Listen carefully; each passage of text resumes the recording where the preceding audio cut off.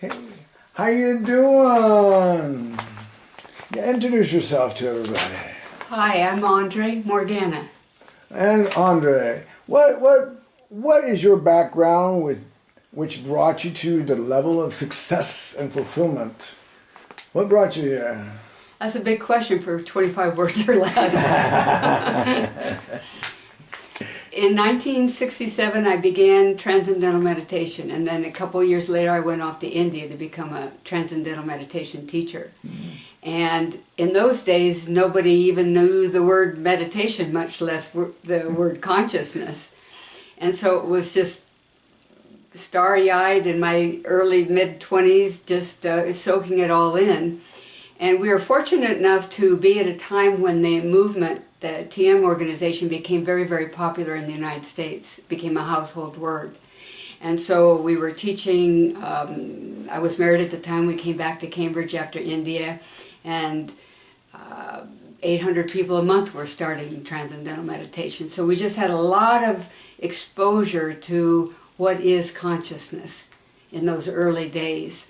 And then we were giving weekend workshops, month-long workshops, and workshops where Maharishi came to the United States, and helping to organize those, and always the depth of knowledge and exploring it, and then long meditations. And then one time was 2 years in Switzerland, where he had the TM teachers meditating 8 to 10 hours a day. So I had that opportunity to really just sit in all of that with advanced techniques to explore the depth of consciousness. So that was my foundation to what's brought me here today. Okay. So our Wesak theme is unity consciousness. How do you envision this theme as applied to your work? All of that I did with Transcendental Meditation was all about unity consciousness. And what is unity consciousness? We have the experience when we close our eyes that we have thoughts in the mind, and in between those thoughts there's silence. And that silence is that portal to consciousness. And then in those Vedic traditions, which I was learning from, was the whole knowledge of what is unity consciousness. And they described it as a point where you could experience that inner self by itself at all times. And so that's, what was your question? How did it apply to unity consciousness, your work? So that's what, envision. Yeah, that's what developed out of all of those years. 20 years I was with that organization, and that gave me that foundation for understanding what now has become really much more widely explored from a whole lot of different disciplines and perspectives as to what is unity consciousness. Okay, what will you be speaking about at Wesak as it applies to unity consciousness and service to others? After I was involved with that TM organization, I went to Brazil every year for 12 years to learn how to be a medium. And that was another area of exploration of our universe. There are spiritual realms out there. What are they? Who's out there?